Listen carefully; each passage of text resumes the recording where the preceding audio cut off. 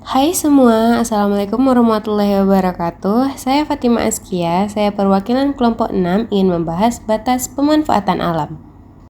Jadi setelah ini akan saya tayangkan sebuah video dan selanjutnya saya akan menjelaskan tentang apa saja sih batas-batas pemanfaatan alam dalam budaya Melayu Riau.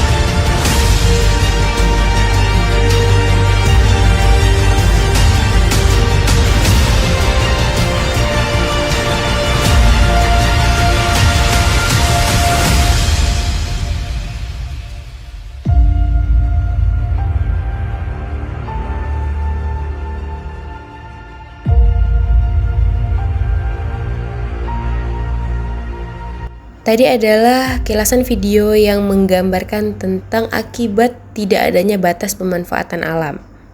Jadi selanjutnya saya akan menjelaskan sedikit tentang batas pemanfaatan alam dalam Melayu Riau.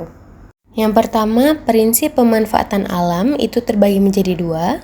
Yang pertama, mengukur batas maksimal, yaitu memanfaatkan hasil alam dalam batas kemampuan belantara untuk bertahan.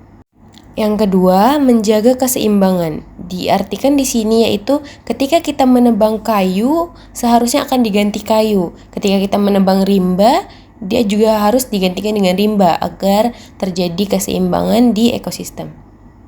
Selanjutnya, karena kita di adat Melayu tidak lepas dengan yang namanya ajaran Islam, serta di dalam Melayu Riau itu mempunyai pemangku-pemangku adat, dan di sini ada peran pemangku adat diantaranya.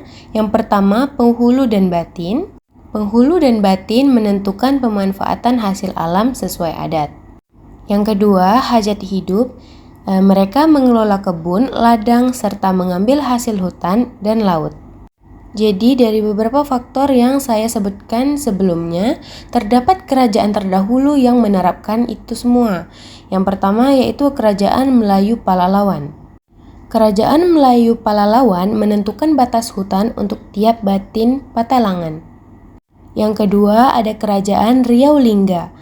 Di sini ada 3 penerapan, yaitu yang pertama menentukan besar kayu yang boleh dijual, yang kedua memberi denda kepada perusahaan yang merusak hutan, yang ketiga memberi hak istimewa untuk memelihara tanah paya. Selanjutnya, manfaat pemeliharaan alam. Seperti petuah-petuah yang ada, manfaat pemeliharaan alam salah satunya yaitu hidup selamat. Di antaranya yaitu pelihara laut, selat dan tanah berhutan lebat. Itu menjamin rezeki dan rahmat, memberikan ibarat, nikmat, dan manfaat. Yang ketiga yaitu menjaga adat dan petuah. Selanjutnya yaitu kemudahan masyarakat. Jadi dengan memelihara alam, yaitu akan terpeliharanya hutan dan tanah, mengakibatkan banyaknya manfaat dan faedah yang besar bagi masyarakat. Yang kedua, keadaan sempit, lalu masyarakat bisa lari ke tanah yang lebih luas. Yang ketiga yaitu hasil hutan. Hasil hutan yang banyak itu bisa berhasil kayu, tumbuhan, hewan, buah, getah, dan rotan. Yang keempat ialah lingkungan, tempat belajar, tempat membuang lapar, dan tempat didengar. Jadi berbagai macam kemudahan yang kita peroleh ketika kita memelihara alam dalam Melayu Riau. Ancaman merusak alam, ya implikasinya jelas bahwa merusak alam membawa dampak negatif pada kesejahteraan masyarakat dan kelestarian lingkungan. Lalu saya akan membahas sedikit tentang petua amanah dari Tenas Effendi. Tenas Effendi menyetalikannya dengan posisi iman seseorang. Adat hidup orang beriman, tahu menjaga laut dan hutan, tahu menjaga kayu dan kayan, tahu menjaga binatang hutan. Oleh karena itu, orang Melayu memanfaatkan hasil alam dengan batas-batas berikut. Yang pertama, tebasnya tidak menghabiskan, tebangnya tidak memusnahkan. Yang ketiga, bakarnya tidak membinasakan.